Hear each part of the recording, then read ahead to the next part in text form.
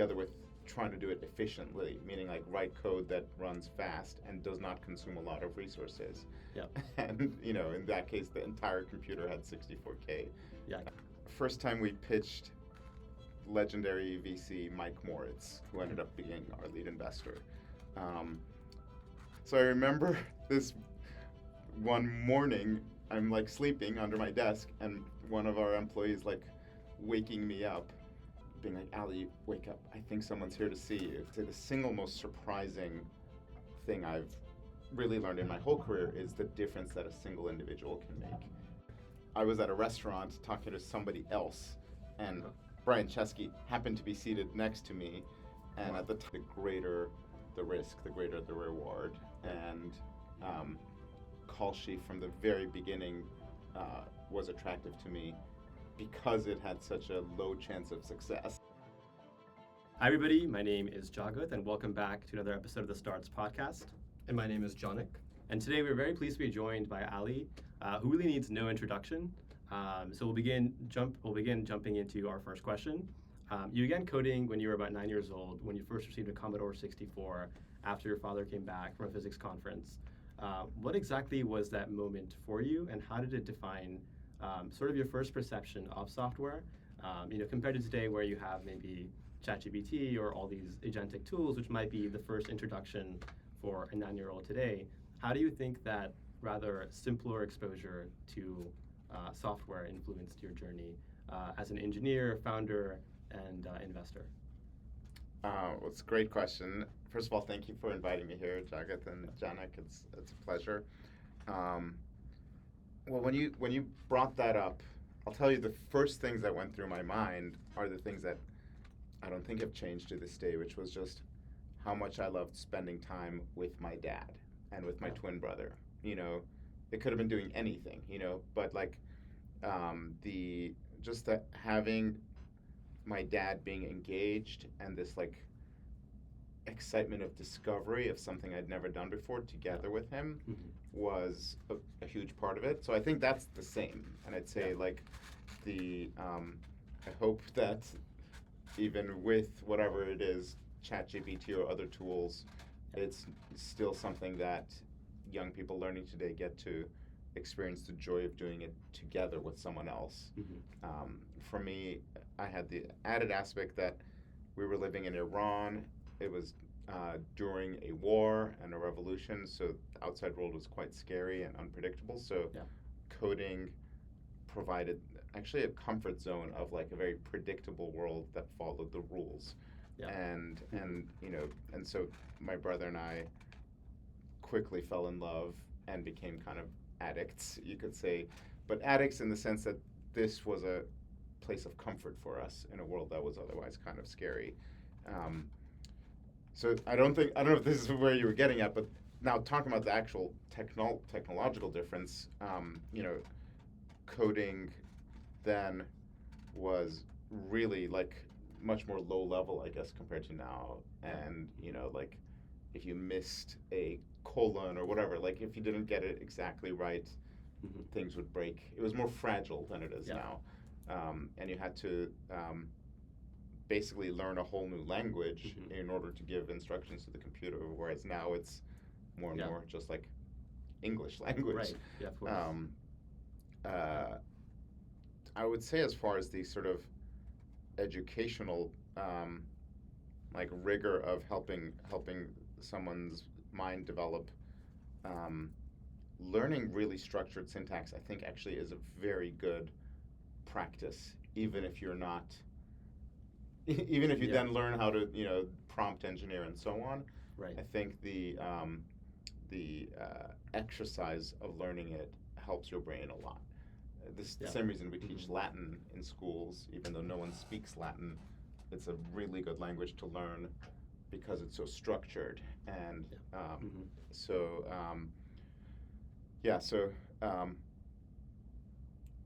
I guess I'm trying to think what else was like, what's similar and what's different.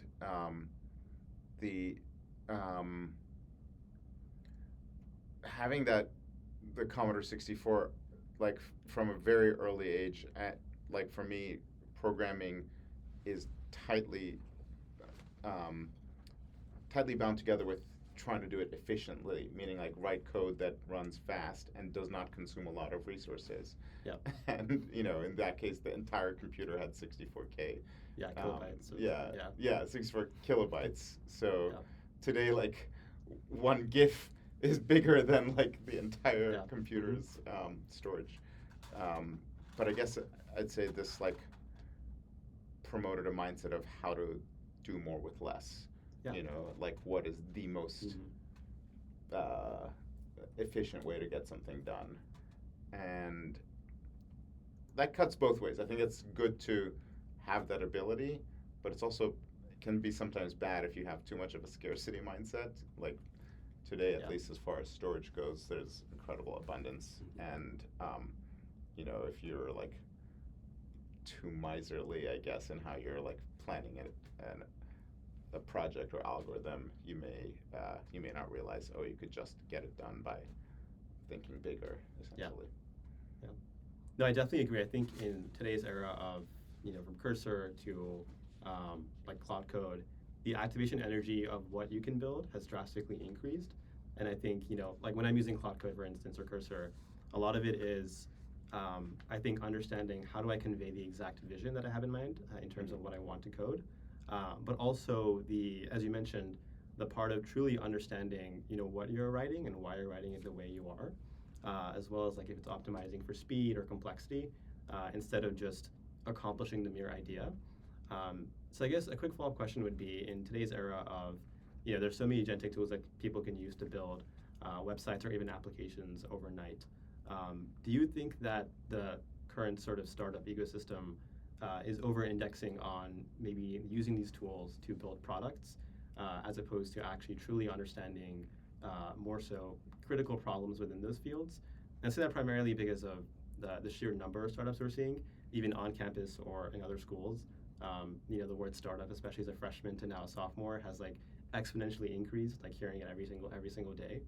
But I'm curious to hear your thoughts in terms of how you think founders should navigate using these tools, but also being able to ensure they're using them towards a in a sense novel sense towards truly making a difference in the field, as opposed to just building a product that can be sort of more easily navigated with like agentic tools. Well, you guys go to a unique university. Stanford is probably the single most entrepreneurial, perhaps, place on earth. But certainly amongst universities, I don't know of any other university in North America that's even like remotely as entrepreneurial. And so I don't know if it's quite the same thing almost at any other university. Sample bias. What's that? Yeah. So I've spent much of the last 10 years visiting campuses all over North America, encouraging entrepreneurship and trying to give young people more courage to just imagine doing something yourself and stop doubting, just start doing it. Stanford might be the one place where it might be appropriate, actually the opposite direction. Not so much to discourage entrepreneurship, but encourage, you could also get a job. And that's not a failure if, like graduating and working for somebody else for a few years is not something to be ashamed of, or not at all like a mark of, being inferior. And so I guess I would say at Stanford uniquely, I sometimes worry that the peer pressure and just sort of culture of everybody has their own startup has reached such a pitch that it is perhaps, kind of preventing students from some very valuable development and learning they can get from working elsewhere, And it's actually this whole discussion also, like the true irony of it, if you imagine you started a startup, let's say you dropped out, you raised a bunch of money, and now 6 months later, you guys are the co-founders of this great startup, and you're looking to hire some employees. Wouldn't you like to hire some of your smartest friends from Stanford, or and by the way, wouldn't they learn a lot from doing that for a year or half a year even, like before they start their own? Yet, I feel like a lot of the culture here is like so much of everybody thinking I'm the top, and I'm not going to be subordinate to anyone, and it sort of like makes the ecosystem a little bit less healthy. And yeah, so one thing I'll say is I think everybody should be. I mean, you started the question from like these tools have made it so easy to build. I think building stuff all the time is a great idea. Whether or not it turns into a startup, just constantly be creating products. Yeah, that's sort of like exercising your muscles. It's like going to the gym, like practicing the craft of creativity, of building. So I would never say not to build stuff. Yeah. But in terms of thinking like, what is your progression and your path, I would say also be open to getting a job and like alternating these different forms of practice. And specifically the way you asked kind of implied this question of like not all things are worth building or like what to build. Right. Yeah. You might gain more insight from spending time at an internship or a full-time job at another company. You'll have a much better sense of, oh gosh, look how inefficient the real world is in this whole domain. Like it's so behind, and you'll see the obvious things that could be built, in a way that if you haven't had that real world work experience, it's sort of like you're, one hand tied behind your back in terms of figuring out what to build. Yeah, definitely. I also think that when it comes to building, there's often like the category of building building solutions to problems that don't quite exist, and then actually building like interesting solutions. Right. And I've always found the right pre-training for me, at least, has always just been to like explore a field, like completely heads down in a rabbit hole, or like working at a startup, as you mentioned, and like firsthand being in the field of constant, for lack of better words, like chaos, urgency, and just reacting very quickly to existing trends.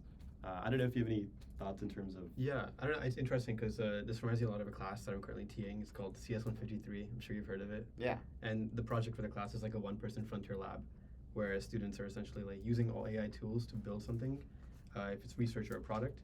And I think this brings up a lot of questions on how currently, at least, I think we're approaching like building and development from a very, and this is not for everybody, but like a rather top-down approach, where you build something, then you understand exactly how it works after the fact. And that definitely contrasts with how you mentioned, like building things from scratch and your story behind like Commodore 64. And I was curious to know like what tacit skills or knowledge would you recommend students, like how should students approach these AI tools nowadays in a more responsible way, where they're not only picking up how to like leverage these tools, but also think why they should use certain tools for certain use cases, and like not only how to be a builder, but develop that taste or intuition behind what goes behind building things. Yeah, I guess there's also the quote from Naval, like, if you can learn to build and sell, you'll be unstoppable. And I definitely think that, in being a founder, you would need, of course, both the technical, but also, or maybe a technical vision or taste, but also the ability to communicate your ideas. So I guess, like, to that end also, if you think the current sort of maybe education system even is teaching young founders to adequately also distill their ideas or convey it to an audience. Yeah, I mean, communication in general is good, but selling is a unique type of communication, which is about persuasion. It's almost a form of performance art. I would say it's interesting because you want to always be honest, but there's still a wide range in how to lead the other person into having the feelings that I love what this person is selling, and that's very much about, listening and empathy and all sorts of skills beyond just communication. So that's certainly something I think is very, very important to develop. I don't know if that's taught in any sort of school nearly as much as just practice. It's interesting, and so that quote you mentioned, you learn how to build, learn how to sell, that makes you unstoppable. I'd say there's an other element of like what is worth building and selling, which is I think what you were leaning towards, of like having those abilities is great. Those are like really important, blocks, but then also learning the decisions of which direction to steer, where to apply those skills is also important. And I'd say and all of the above you can gain as much from working elsewhere, versus just being in school and then going straight to starting your own thing. So, I mean, the advice I give young people in general is, kind of do all the above, right? Yep. Do some of your own projects, do some work that puts you in a position of selling, and do some work for other people, whether it's internships or when you graduate full-time or taking a gap year. All of these things help you towards becoming a stronger founder. Yeah. I want to shift away and talk more about LinkExchange, which you worked with Tony and Sanjay on. And I know you developed like an internet advertising network for businesses. And eventually the startup was acquired by Microsoft. And you were a project manager for MSN Keywords.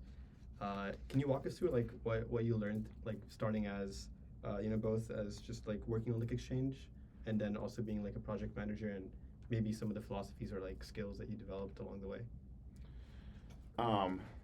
So the time at Microsoft, I'd say mostly it was quite frustrating for me, and I think I'd say I mostly learned that I like working at smaller companies, and I'm not very good at working in big companies. And there's very valid skills in how to be successful in a big company, but I just realized that I don't have those skills and maybe don't even want to. What would you say those skills are? Just learning how to build consensus across different organizations, how to navigate politics, how to like overcome internal obstacles. Basically, I learned I have no patience for that. I love overcoming obstacles, but when those obstacles are like part of the company I'm in, it's super frustrating. I would much rather be in a small company where you face external obstacles. Like when I mean an external obstacle, our product sucks and nobody wants it. Fuck, we have to fix it. Or we lost this big sale. This customer is unhappy. We need to make them happy. Those are challenges that get me really excited, even if they're really difficult and tough. Those are exciting to me. Whereas the other department is blocking us from doing our strategy. They won't let us build what we are building unless we convince them. Those to me are just incredibly demotivating, and like I said, it's valid skills that for someone, in fact, if you want to build a massive corporation, you actually should develop those skills. I've just always been happiest at the early stage where that's less relevant. The LinkExchange days, though, that company grew from, a few people to about 100 before we got acquired. And by far the biggest learning and lesson that has kind of defined the whole arc of my career since then was the importance of people, the importance of betting on people. I'd say the single most surprising thing I've really learned in my whole career is the difference that a single individual can make.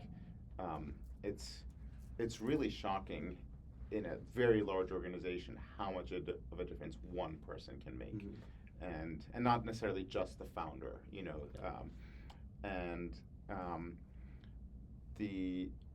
for people outside the tech industry, they see this manifested in other domains that are like where you can see how the whole team operates. When I say team, spectator sports. If you watch a soccer team or basketball team, it's very obvious that one person can make all the difference, right? You can take a team with one superstar and they can be a championship team, and then remove that person and they go to last place in the whole league. Is this a Steph Curry pitch? This is true across lots of sports. Like, the individual can do so much, and in sports, since you can watch the whole thing, no one's surprised by that. But I'd say this is equally true in teams that are building software, and And I hadn't fully appreciated this one, until kind of seeing over time how certain superstars emerged at LinkExchange. And then I'd say, to go further, I also particularly learned the importance of betting on younger people, and having the humility to bet on people younger than myself, to grow into being bigger than myself, but also for various roles. It's funny, for the engineering roles, since I was myself an awesome engineer, I had no trouble betting on my peers who were also awesome engineers. I knew what we were good at. But for the non-engineering roles like sales or finance that were kind of like foreign to myself, I had this feeling, the conceit I had was we have to hire experienced people, presumably older than us, who know how to do those things. And it would be like irresponsible to let some young person do something without that experience. And so early on as a founder, I brought to this very belief that we should bring on experienced people for anything that I myself don't know how to do. Now, I do think experience is valuable, and being an old guy today, I'm not trying to denigrate my own experience or wisdom, but I would say I consistently kept seeing over and over situations where the younger person with less experience outperformed the more experienced people by drastic amounts. So, for example, our sales team, we hired multiple people who were, I want to say old, they were like 30, which at the time, me being 23 or 24 seemed old. So we had these older 30 or 35-year-old salespeople who had years of experience. But then we also hired like Denise and Kevin, who were basically our age. And for, over a period of, a year, consistently every quarter, our number one and number two sales performers were Denise and Kevin. It was like sometimes Kevin, sometimes Denise, but they were like the best sellers, even though they had none of the experience or contacts that the others that we brought on. And I saw this in other parts of the company, so that's definitely, you can trace from those learnings all the way to what I do today at Neo. It's very much about trying to have an eye for superstars and betting on younger people. Yeah. This reminds me a lot of your story with Russell Kaplan from Cognition at Coho, when you were interviewing him or asking him to solve a coding question, and then he asks you to solve a coding question. Yeah. And then he went home and I think at night you were able to solve it after 1 a.m. or something. Yeah. I guess to that end, what do you look for at Neo or even beyond, generally based upon your past experiences? What has been that specific, maybe? I think you touched upon the element of mischief, but not too much mischief, maybe. Yeah. In terms of defying the norm, especially when you mentioned, in bigger companies, this sort of lingo of we can't build this. For me personally, whenever I hear you can't build something, it inspires me or just fuels me to build it and to challenge the norm of why not. So I'm more so curious in terms of when you're looking at young founders, what exactly do you think is probably the most convincing signal that most people tend to overlook? And do you think that signal might change in the era of the developing skill set of AI, or do you think it's still the hunger, scrappy sort of mischievous element that will persist?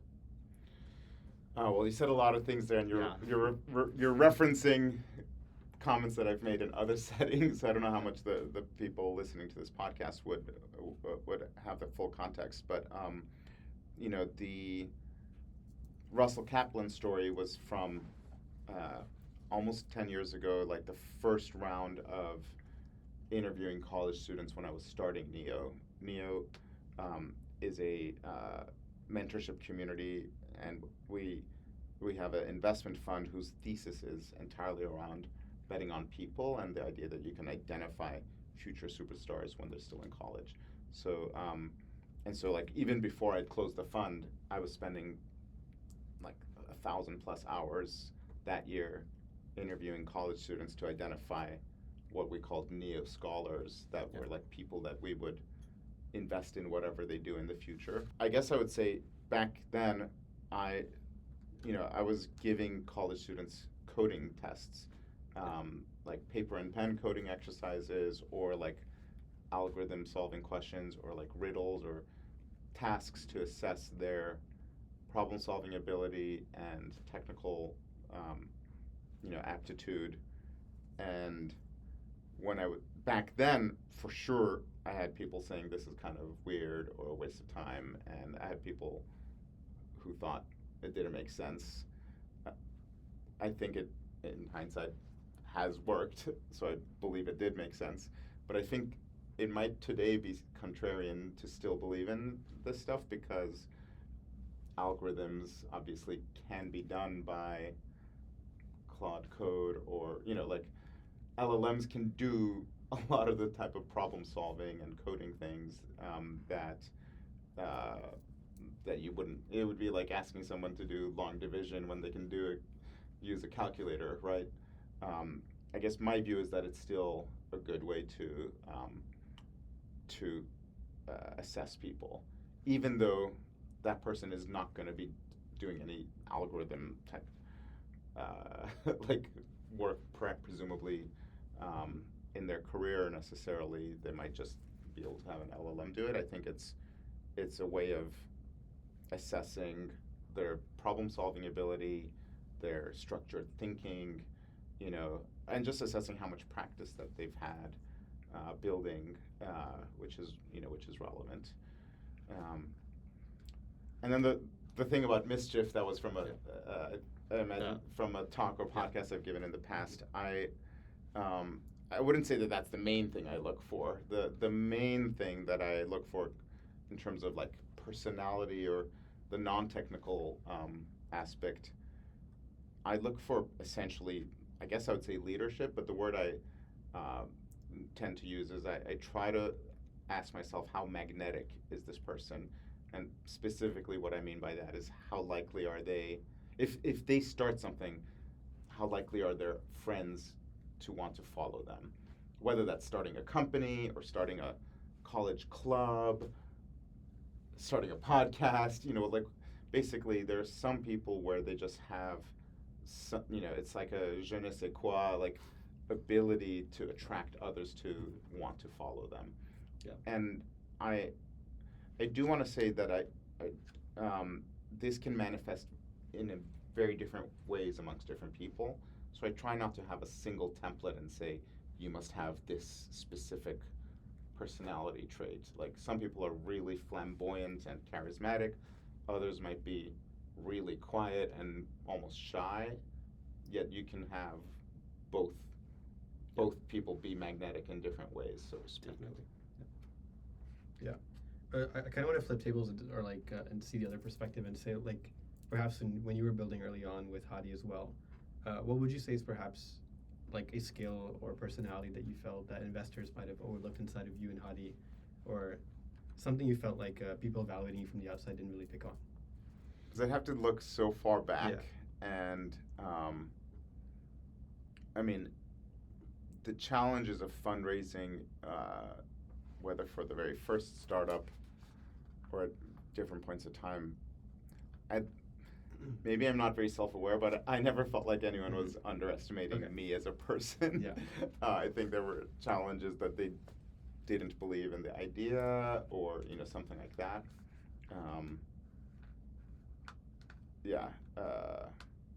I was mainly curious to see like if perhaps prior experiences on like the other side of the relationship where people may have evaluated you kind of influence the mental model and like kind of things you like fit in when you evaluate other people. But I guess we can talk more about your investments and I know there's like a lot of interesting stories. Actually, can I? Yeah. I don't know if this is answering your question, but No worries. But it's a fun story that I was thinking, like, where was the gap between what I thought investors would want and what actually might have worked, so to speak. Yeah. It's such a funny story of I'd be down. What's that? I'm down for a fun story. The first time we pitched legendary VC Mike Moritz, who ended up being our lead investor. So for a little bit of context, this was actually it was slightly different context. We were in discussions to potentially be acquired by a public company that he was on the board of, and so he was kind of sent to meet us on behalf of them, and we were still a pretty small company. I think we were like 13 people or so. We had not raised any VC money, and this was super important to us. It was, we didn't have an offer yet, but like the sense we had was that like this could be a big enough deal to make us all have more money than we ever wanted. So it was very important to us. But at the same time, we were also like a lean startup working late nights every single day, day and night. There was just so much work to do.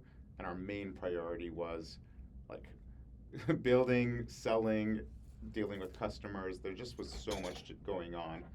And this was a time period where, like essentially I was working such hard hours that I commonly would just sleep at the office. I had like a sleeping bag, and I would literally work until I couldn't stay awake, and I would just, brush my teeth and then like sleep in a sleeping bag right under my desk and wake up and go back to work. And so I remember this one morning, I'm like sleeping under my desk, and one of our employees like waking me up, being like, "Ali, wake up, I think someone's here to see you." And I'm like yawning, like, "What time is it?" And my desk was basically not far from the entry door. And so I'm like, "Who's here to see me?" I grab my glasses. I'm like, "Oh shit, it's Mike Moritz." Yeah. Fuck, I forgot he's coming early or whatever. I think it was not that early. It was like 9 a.m. Yeah. But I was like, I wonder if he sees me here. I need to go to the bathroom and come back. And I had to go and like also wake up Tony and Sanjay, who were also like asleep, and be like, "You guys, Mike Moritz is here." So we all had to like literally wake up, like go to the bathroom and come back, and then be like, "Oh, Mike, thank you for visiting," and like, try to make it a little more professional. Yeah. And we go into, the meeting room, which I recall was facing the sunrise, so there was like sun coming in, kind of like warm room. And during the meeting, Sanjay fell back asleep, like literally fully asleep. Yeah. And we had to like wake him up. And I don't recall almost anything else from the meeting other than this shame of like falling asleep and all this stuff. But I'm bringing it up because I'm pretty sure that Moritz had decided within the first 3 minutes, we want these guys, not because of any due diligence or like anything else, but just the fact that this many people here are working such hard hours, and the energy of like, like the founders are so obsessed with their work that they're, like barely have time to meet him. So I'm bringing this up because at the time I thought, oh my gosh, this was such a fail. We messed up. We were unprofessional, weren't dressed nicely or so on. Whereas in fact, I'm pretty sure, knowing what I know now, that like literally almost before the meeting had begun, he might have decided like positively. And and that acquisition fell through. It was like some period of time passed, and then he contacted us and said, "Let's talk," and he ended up becoming our lead investor. So he knew from beforehand that you guys were... At the time it was evaluating us for an acquisition by Yahoo. We actually turned down the acquisition offer. Okay. Yeah, it was a very good acquisition offer, but we turned it down. And he waited some period of time and got their permission to then like come to us directly to invest. Yeah. How did you figure out what was the right, being so young and you're so obsessed with the mission of what you're building, how did you figure out what was the most optimal sort of acquisition or investor relationship for you? You use the word optimal, and I will say one of my general learnings is I'm not sure that anything is optimal, or I'm not sure that that's. Yeah. I think like a lot of decisions, you just have to take risks, and if it was wrong, you learn it was wrong, and Yeah. hopefully develop better instincts for the next decision. So, yeah, I think it would be. Perhaps with hindsight, I could pretend as if we knew for everything what was the optimal path, but I'm pretty sure I would say the true answer is that we were doing a lot of things by the seat of our pants or based on what felt right.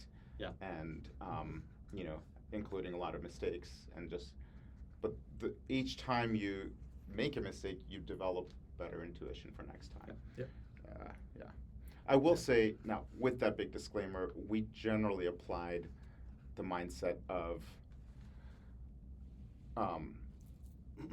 who should we put first? And I'd say when I was just starting out, I was pretty financially insecure and like really cared about making money and having enough to buy my parents a house and different things like this.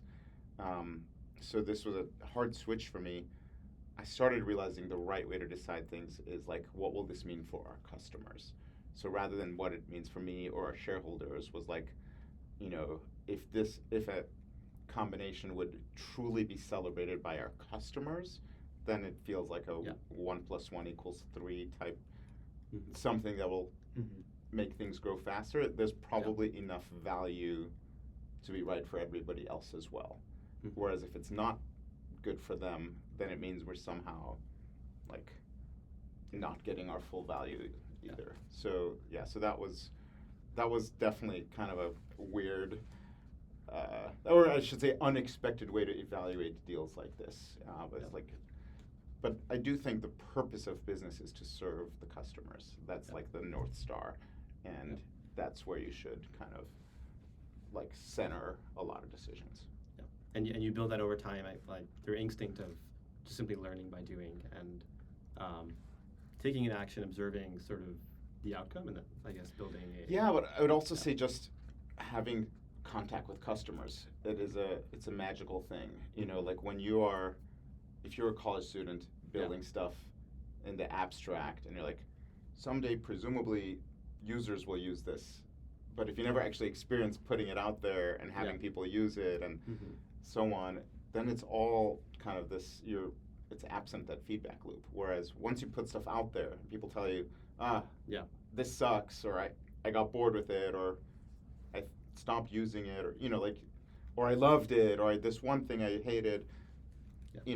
That feedback loop is really valuable. And if this were a startup, you actually stay in touch with them, or even once you have a whole team whose job is to do customer support, like I'd say a healthy startup, the founders are always having a finger on the pulse of what our customers saying, how our customers feeling. And I would actually say you should develop some like just zeal, almost addiction for hearing from the customer.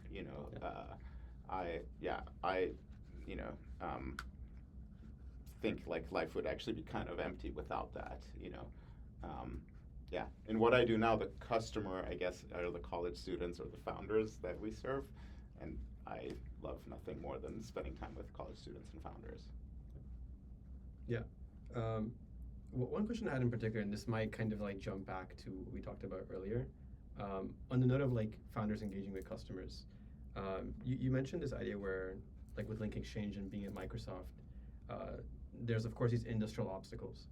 And I'm curious if you've been able to pinpoint, when it comes to evaluating founders, why like we see a large number of people nowadays kind of adopting this philosophy of being at the top, or like not in a negative connotation, but more so like a lot of people nowadays are kind of finding things of their own as opposed to pursuing rather like, joining an initiative. Would you say that's partly due to this notion of like obstacles in big tech or industries, or what would you say is like the real rationale why we see like a lot of independent ownership when it comes to founding things, and how do you distinguish that from being attributed to founders who really want to engage with customers versus founders who are pursuing, let's say, like the startup route for rather like extrinsic reasons from like, pursuing this instead of that? So I mean, again, I feel like there's a unique thing going on at Stanford University that's Okay. not Okay. everywhere. Yeah. I'd say a lot of these behaviors are mimetic, meaning like Yeah. on a campus, the student who arrives as a first year is like looking around, how does everyone else behave? And Right. by senior year, they're like behaving kind of the same as what they've seen from all the other students. And Got it. Yeah. Stanford campus definitely has like this self-reinforcing loop where everyone is, I'm going to be the next Sam Altman or, insert, famous founder. There's, I would say it's a positive that everyone here is so ambitious and everyone at Stanford is, well, so gifted to begin with and fearless. Those are very positive things.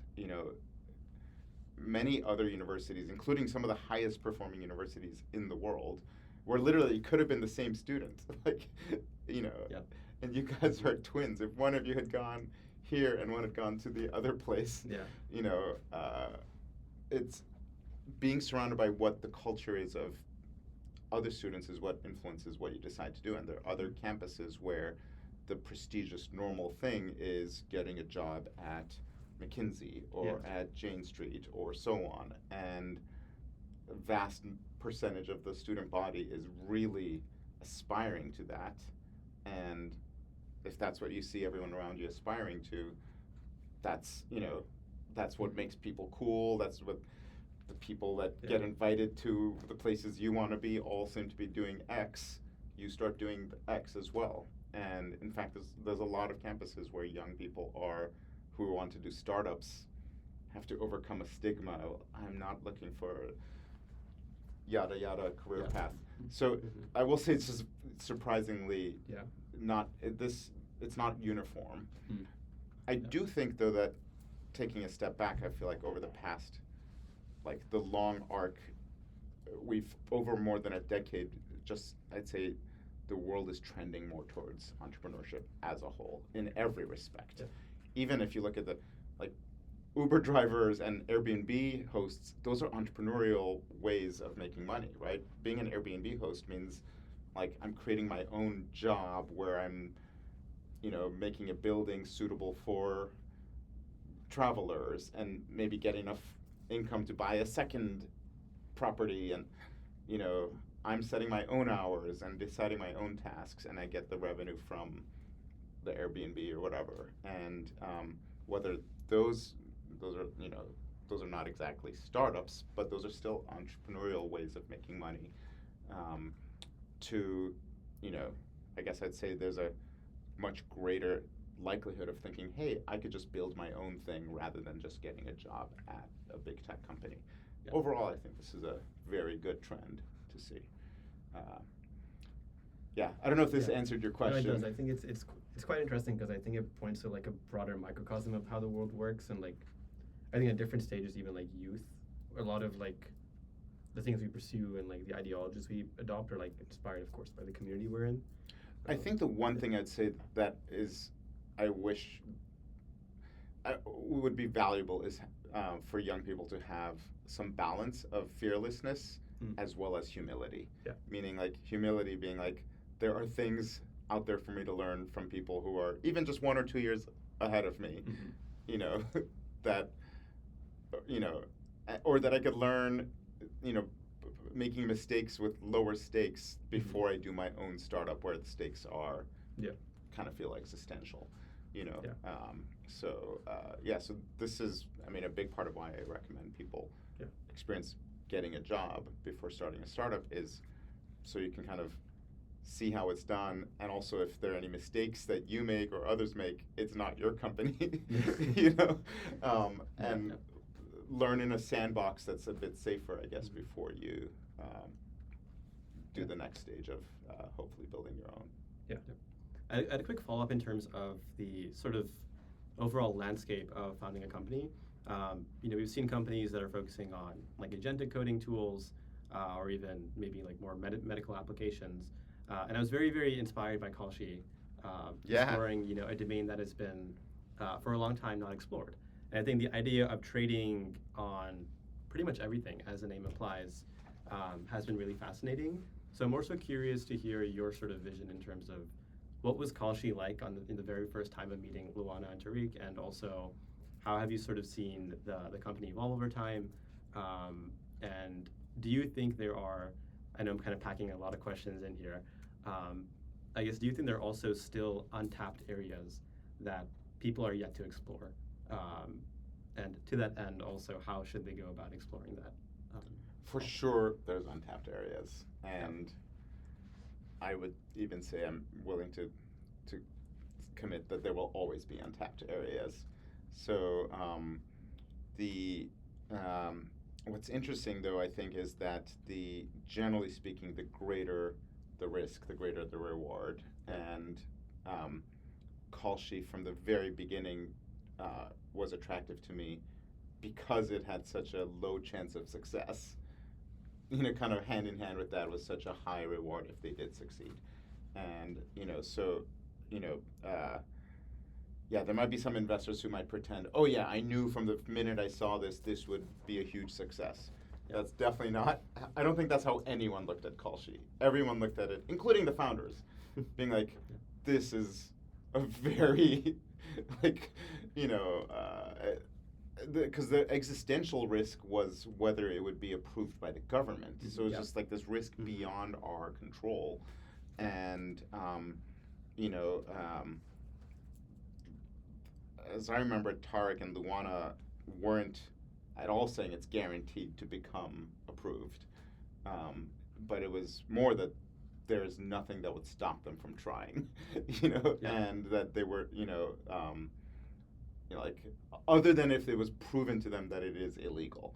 And I can go into that a little bit more if you would like, but I'm drawn to the types of ideas where it will probably fail, but if it succeeds, it would be huge and be something that redefines, a sector or creates a sector.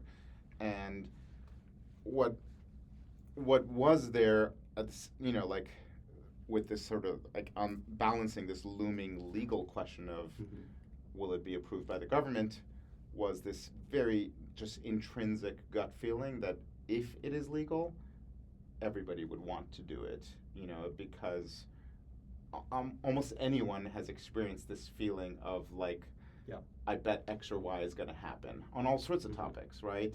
Like, I bet it'll be bad weather tomorrow, or I bet this political thing is going to go this way or that way. And the desire to take your instincts and bet on them, I think, is a pretty widespread one. And especially so for people who work in Wall Street, which is where Tariq and Luana had spent time there, and just saw at lunch, the people whose day job was trading were also making side bets with each other about stuff that they couldn't trade on legally.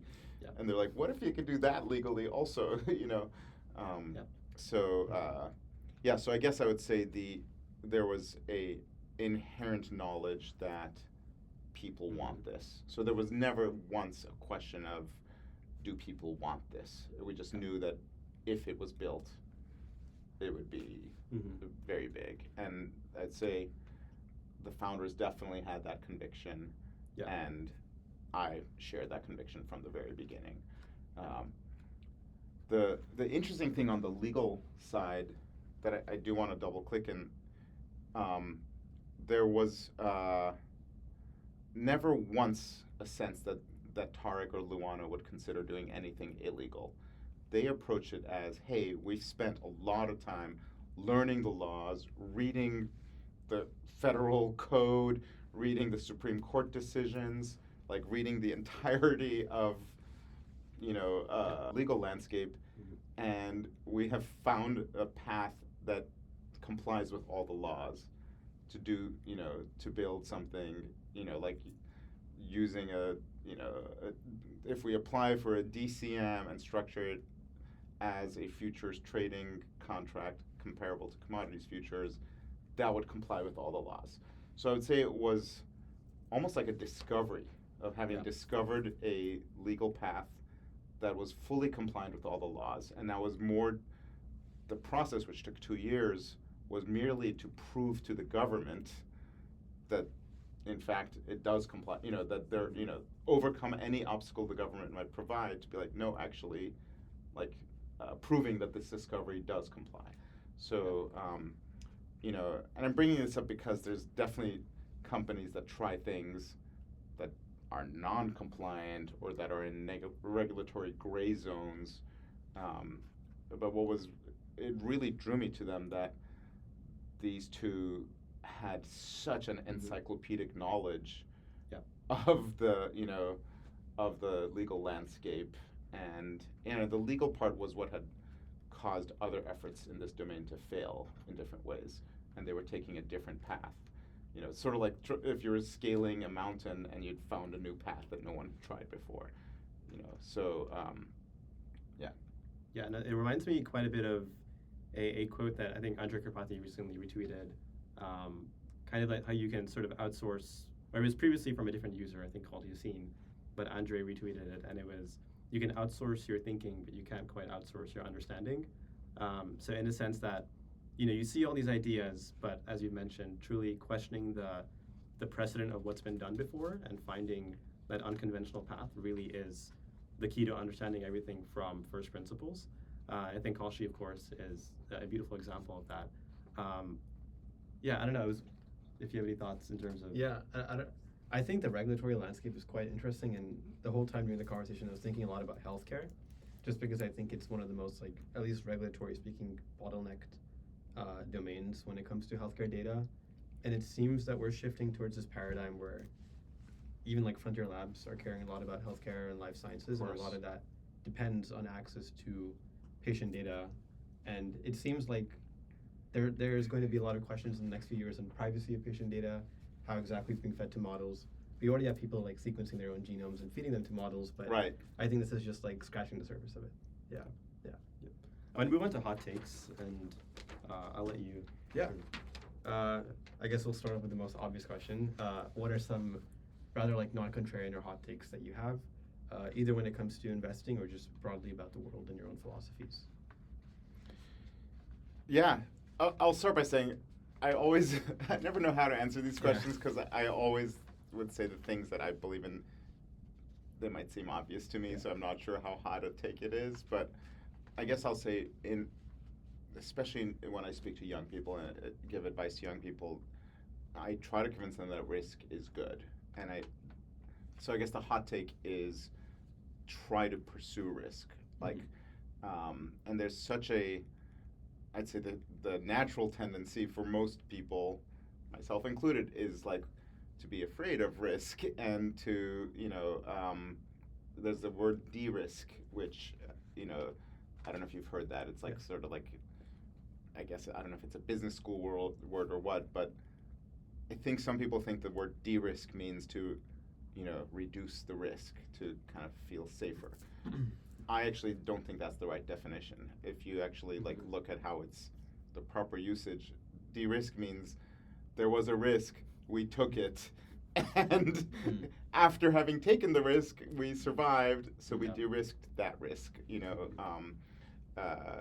So I guess the general thing is I would say whatever path is the riskiest, that's the optimal path, to use your earlier word.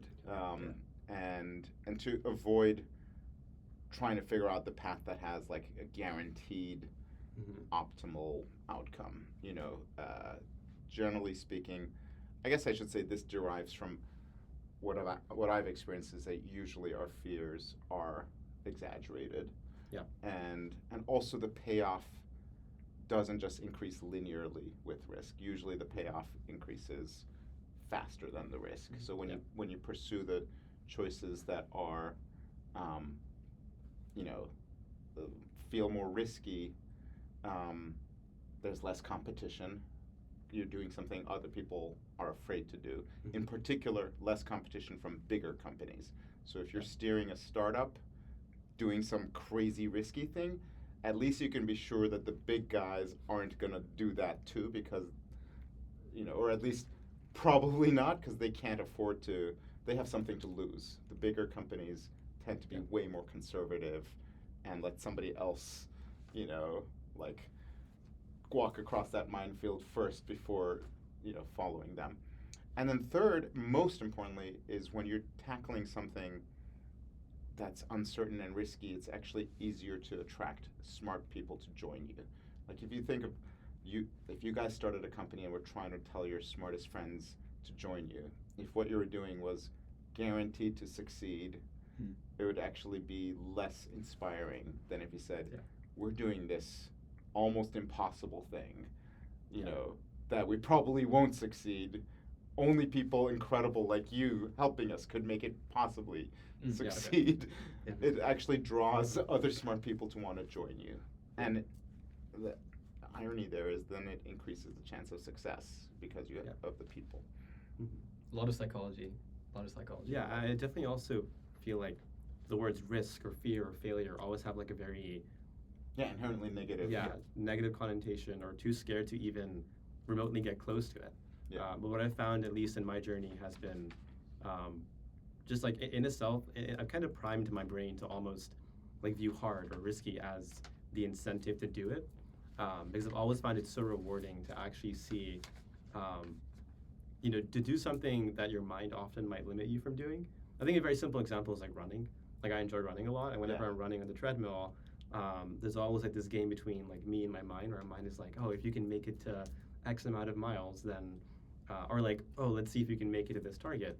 And then I've also noticed that when I'm just simply focused and running, before I know it, I'm like double the target. And I guess the point being is that our mind, I feel like, often limits us a lot more than we think. For sure. And I don't know. Yeah. Well, what would you say are like? I know we talked about Kalshi, but what would you say are rather? And it's hard, maybe not hard, but like it's rather obvious to say this in hindsight or retrospectives. But what would you say are like companies that were also took on like a de-risking approach that you were able to see on in the early days, apart from Kalshi? De-risk? I think what you mean is companies that seemed impossible. Right. I mean, this was a company I invested in, but after passing the first time. Actually, I don't even know if I'd say it was a pass, but I think I had a chance to invest in Airbnb when it was really early. And it wasn't, I'm not sure it was a pass because this wasn't a traditional pitch. Right. I was at a restaurant talking to somebody else, and Brian Chesky happened to be seated next to me. And at the time, I don't know the exact date, but I think it was like Airbnb's kind of like pre-seed or seed stage, and it was definitely not a famous company. And somehow we ended up talking. I mean, I was sitting with somebody else who I thought was much more important, also, I should say. And somehow we ended up talking to the guy at the other table. I was like, who is this guy? And Brian started describing Airbnb to us, and I was partially annoyed because I wanted to get back to the important conversation I was in, and partially thought this idea is just so crazy because at the time it was not considered normal to like go stay at someone else's house when you're traveling. People stayed in hotels, and he pitched it as, just imagine if everybody, wherever they went, could just always go stay at a stranger's house. And I think he even described it as like hundreds of years ago, before hotels, that was actually, if you were traveling, in the Middle Ages, you'd just find someone and stay in their house for a while, and that this is not an unusual behavior. What if the world could be like that? I'm bringing it up because at the time he was describing it, it took a real leap of imagination to believe that, like, psychologically people are willing to do this on both sides. As the traveler, it's a bit scary, and as the host, inviting stranger in.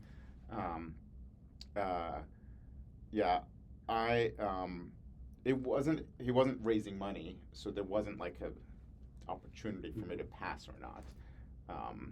But I certainly regret that I didn't pursue investing.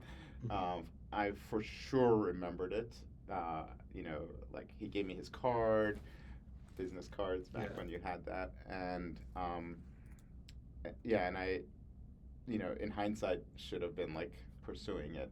I what I what I definitely loved from the very beginning, from that first pitch, was just how bold it was, and it had this contour of, this is crazy. It probably won't make it, but if it does, it would be like potentially huge. And I should say, as a comparison point, in that same time frame, I remember other people pitching me ideas that were much more incremental for the hospitality industry, like software that will help hotels, you know, improve their bookings by 5%, or, you know, like, compared to those type of pitches, which I also would see, this was like, we will replace the concept of a hotel altogether. And yeah, so I generally like ideas that require enormous imagination and leaps of faith, because usually they also come with large payoffs. Yeah. I know online you've also described some of your investments, Dropbox, and how you missed, I think, PayPal and Google. Yeah, Not I to have so focus many on the misses. negative ones. No, I have Yeah. many more as well. Yeah. I Would you say there's any unique things you picked up from those like misses compared to the Airbnb story, for example? Oh, for sure. Yeah. I mean, the PayPal and Google, I believe, were both started in 1999, which was, I was, just turned 26, and I had just sold my first company, and I think really candidly, I was kind of an arrogant 26-year-old.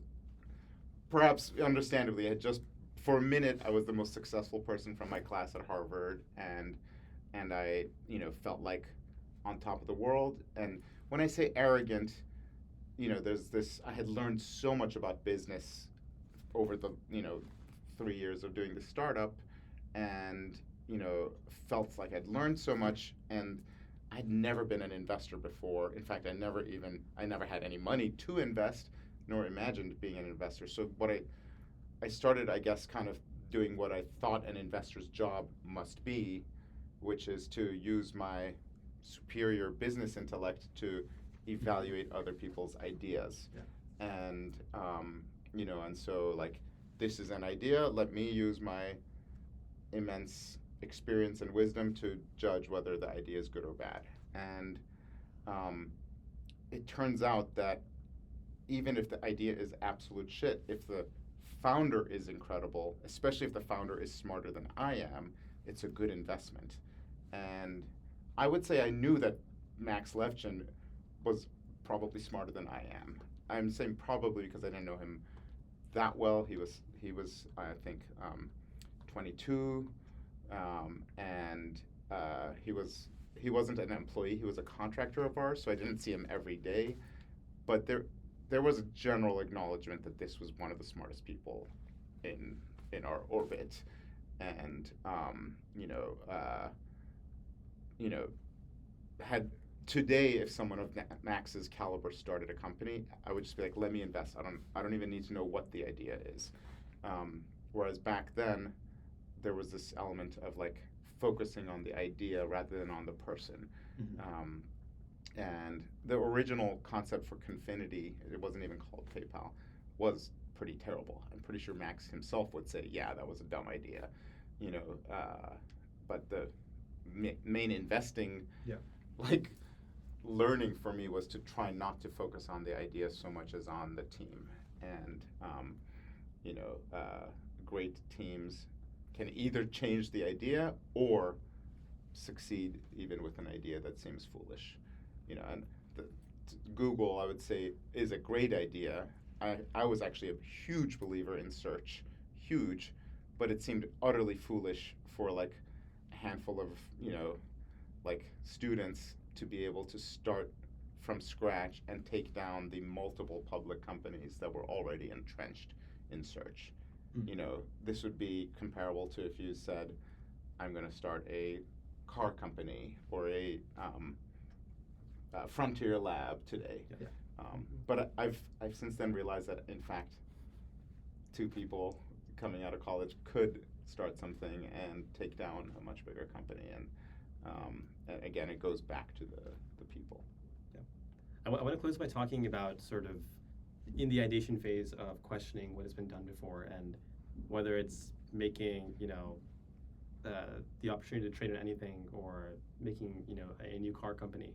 I always found that education or being able to prototype and simply experiment has been like a pretty strong catalyst, at least for both of us. And I think, of course, Code.org. Thank you to both you and Hadi for creating Code.org. It genuinely, I think for us, when we were very little, the idea of I think building my own simple movie recommendation application, Those little blocks. by dragging and dropping it and experimenting with back-end code, front-end code. You guys learned on Code.org? Yeah. Oh my even in gosh. high school as well. Yeah. And even watching, I think it was the internet video of internet protocol, DNS. DNS. Yeah. And I think it was Vincent speaking and sort of the blue background, everything I still vividly remember.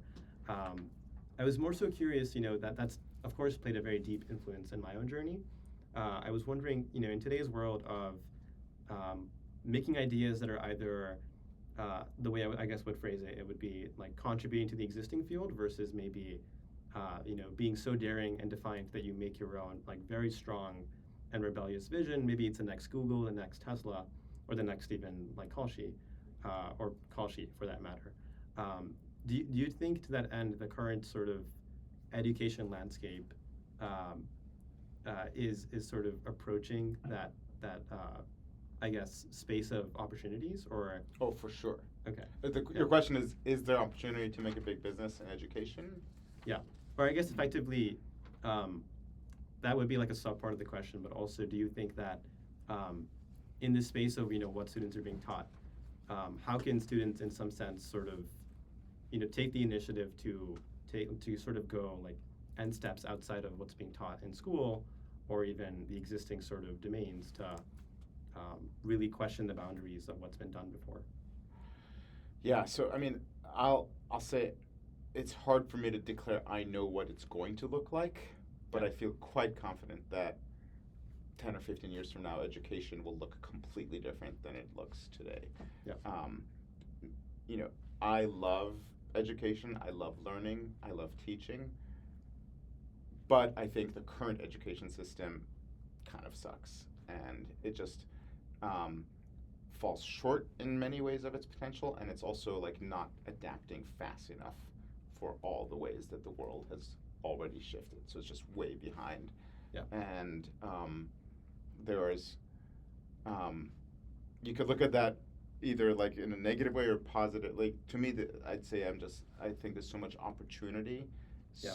Every single assumption is up for questioning in education, starting with why, what's the purpose of education? You can literally argue over almost every single aspect of it.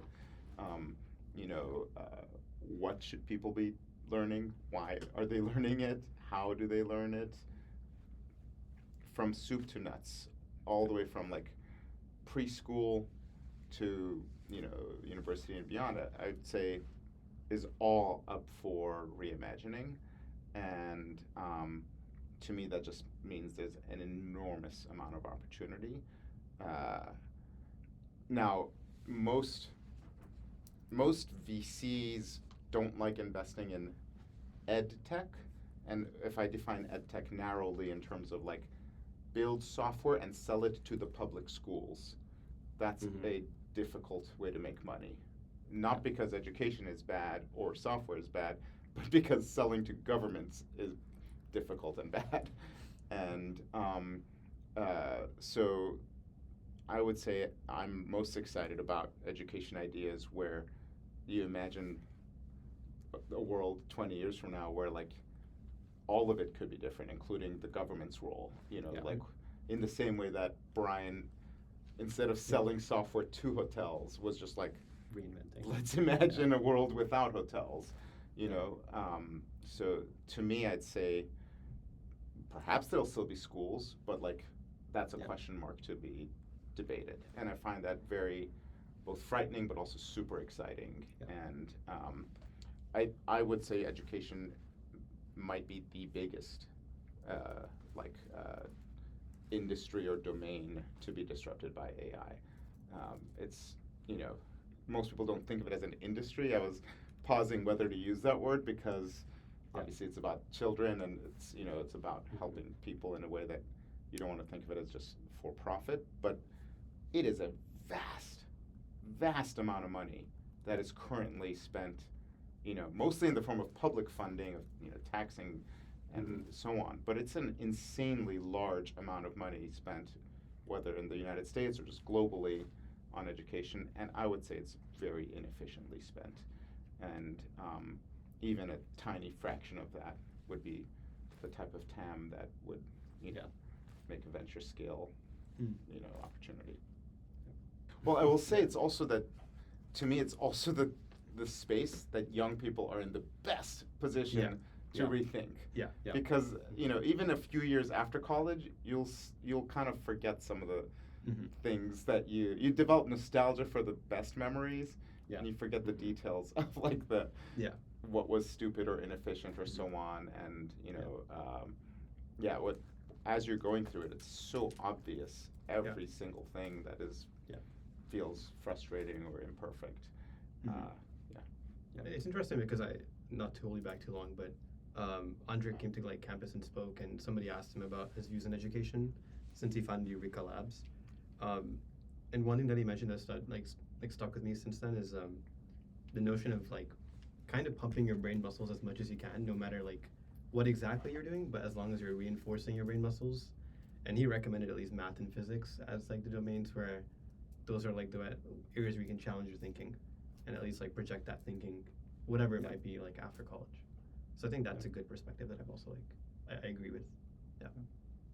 I've always loved math and science, but I don't want to put down humanities. I just think everything can be learned in new ways and different ways. Like I think I've learned more about American history from Hamilton, from the from the Hamilton soundtrack, and also my kids could tell you, what was the second cabinet battle about? They know that for sure, and it just shows you that it like taught a certain way. People can absorb, get interested in, and like want to discuss like all these things depending on how it's taught. And to me, it's just, I bring that example up because most kids currently go through like high school just kind of bored or disinterested, or you find some subject you like but others you don't like, and I just feel like the gap between where we are today and where we could be is so huge. Imagine if people loved all of learning as much as they love listening to Hamilton, and just thinking outside the box of how to teach everything. So I would say, like, for me personally at least, I signed up for theater by accident as like a rising 7th grader, and then like pursuing it for like roughly 10 years now, like directing or acting and everything. Really did, being on the stage and acting and also sitting in the audience and watching my friends shape my passion for psychology, and like how do I react to my surroundings, and also how does the script, the character, the story influence this whole ideal of human connection, which also ultimately influenced my passion for like embodying machines with these similar qualities of empathy, reasoning, or even human connection. And I think that's definitely the mission of the podcast, Starts STEM in the Arts, to really get people to sort of maybe from one domain sort of appreciate the other domain and vice versa, as I definitely think there's quite a bit to appreciate in terms of like policy, art, science, literature, and maybe even Hamilton, and computer science, and broadly STEM as well. Well, it's certainly a great theme to close on. I mean, the one thing I'm going to say is I hope no one takes away this idea that the computer should replace the human connection, right? I mean, even when I said questions about rethinking education, I would say like the human connection is an incredibly indispensable part of course. Like, in fact, the one most important reason why you probably should still have some form of school is for the human connection. Hanging out with other kids, learning how to interact with adults, and so it's pretty clear that's important to you, but I feel like it does need to be said. Technology is here to serve us as humans. Not replace. I've always thought of it sort of as a tool to facilitate. Exactly, and to connect us, or to or to save our time so we have more time for human connection. Of course. Well, thank you very much, Ali. It really does mean a lot to us. Thank you so much. Really enjoyed the conversation. Likewise. Thank you. My pleasure. Take care.